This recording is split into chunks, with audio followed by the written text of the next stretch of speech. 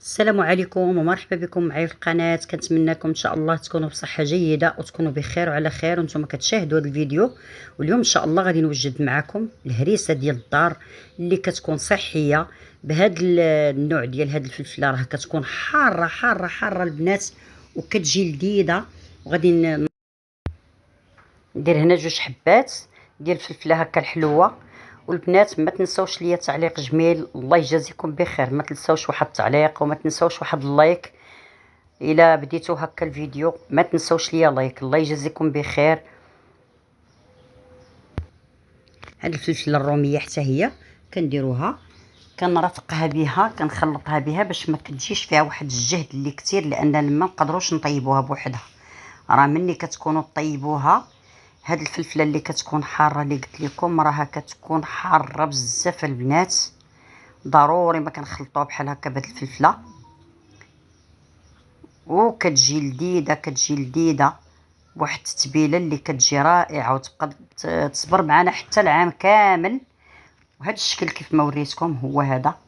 ملي كيكون بحال هكا كتكون هذه متوفره في الاسواق، كنديرها احسن ما كناخذوها هكا الفلفله ديال المتاجر او الهريسه ديال المتاجر، كتكون بحال هكا ديال المحلات، كتكون فيها مواد حافظه. احسن كنصايبوها في دارنا وكنحتفظوا بها. نقدروا نحتفظوا بها بحال هكا في بلاستيكات في المجمد حتى عام كامل.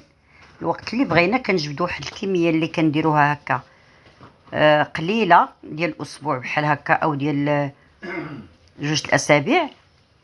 بعد ما قطعت الفلفله غادي نطحنها. انا درت هنا 2 حبات ديال الفلفله،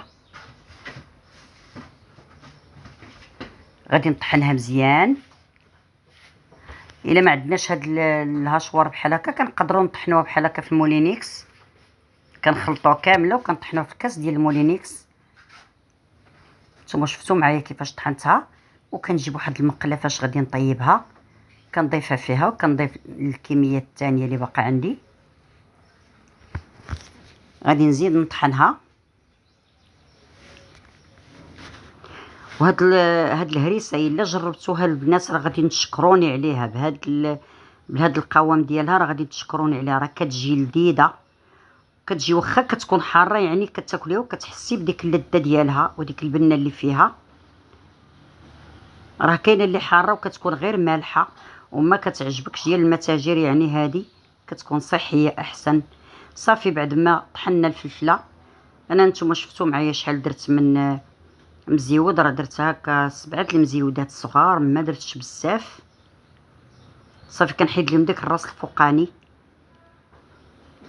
صافي كنقطعها هكا على 4، كنخليها بالزريعه ديالها، حيت حتى الزريعه حتى هي كتعطي لذه وكتعطي الحروره، كتكون حاره الزريعه ديالها. صافي كنستمر عليها بحال هكا حتى كنقطعها كامله.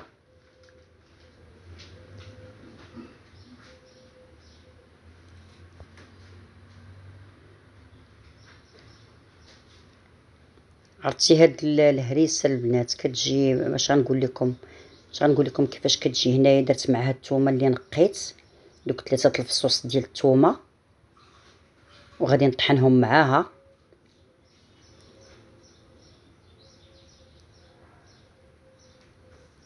وكنوصيكم البنات الا عندكم بحال هكا ليقات ديال البلاستيك ديروهم، لان راه نهار كامل كتضل يدك هكا كتضل حاره.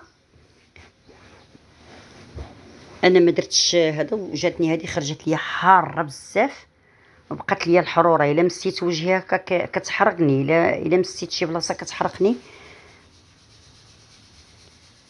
والوقت اللي كنطيبوها راه كدير لك واحد الشحاحه، يعني كتطلع ديك الريحه ديالها مجهده.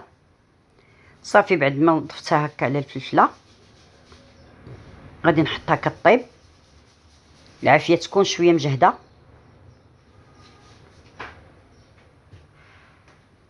صافي كديروها على عافيه مجهده باش دغيا كتبخر، كتنقص من هذاك الماء اللي كتطلق الفلفله.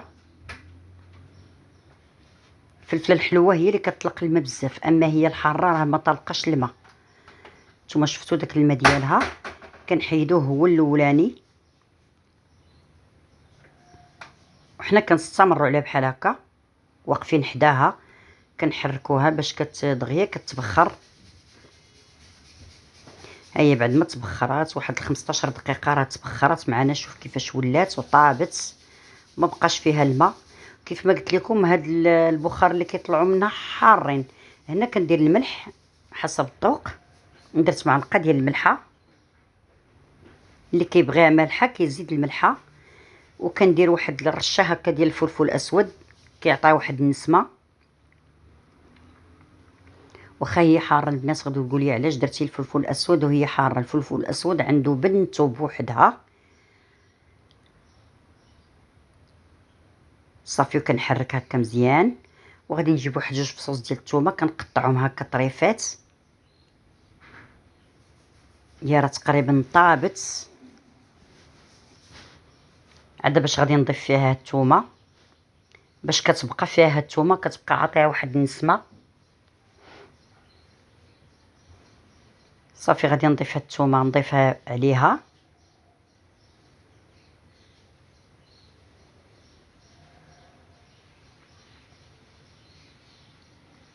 هنا راه نقصت العافيه مزيان، خليتها هكا بحال كتدمع.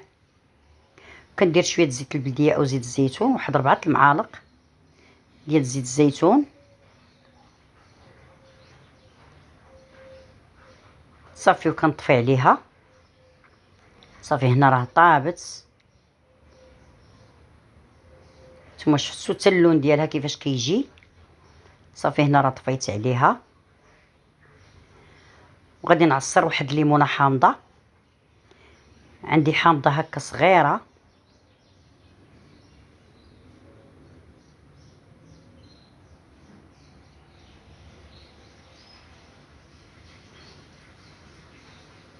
كنضيفها حتى هي، هاد الليمونه حامضه كنضيفها من الفوق ديال الفلفله وكنخلطها.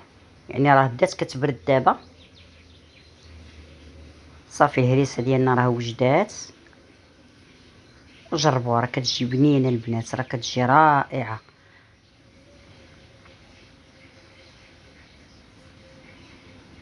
صافي هنا بعد ما خلطناها غادي نجيب هكا قريعات. انا هنا درت معكم واحد الكميه قليله. صافي غادي ندير هكا قريعات معقمين كيكونوا مغسولين ومعقمين. انا كندير هكا قريعات صغيورين. الا درت بزاف كنجمع هاد القريعات بحال هكا وكنحتفظ بهم، كنغسلهم كنحتفظ بهم وكنخليهم بحال هكا على قبل الهريسه. لان علاش كديري في قريعات هكا صغار، الوقت اللي سالت لي هاد القريعه كنجبد الاخرى. يعني ما كنحلوش قرعه كبيره بحال هكا وكنحلوها وكتبقى عندنا في الثلاجه. لا هكا راه كتبدا تصوف، ما كتبقاش مزيانه. بحال هكا راه كتبقى مزيانه احسن. وكنضيف على شويه ديال الزيت البلديه او زيت الزيتون. اللي ما عندوش زيت البلديه كتضيفي زيت نباتيه كتغطي عليها من الفوق. صافي وكنعمر هاد القرعه صغيره.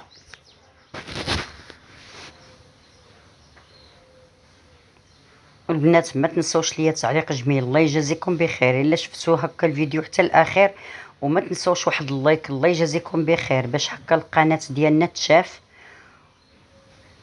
صافي بعد ما احتفظنا بهم بحال هكا راه عطاتنا واحد الكميه اللي كثيره. هنا ما تعديتش 5 دراهم في هادشي كامل. شوفوا شحال خرجت معايا بدون مواد حافظه. اللي كيبغيو بحال هكا الحار علاش ما نصيبوه هكا في دارنا ونحتفظوا به كيبقى عندنا بحال هكا. وكنقول لكم بالصحه والراحه والسلام عليكم.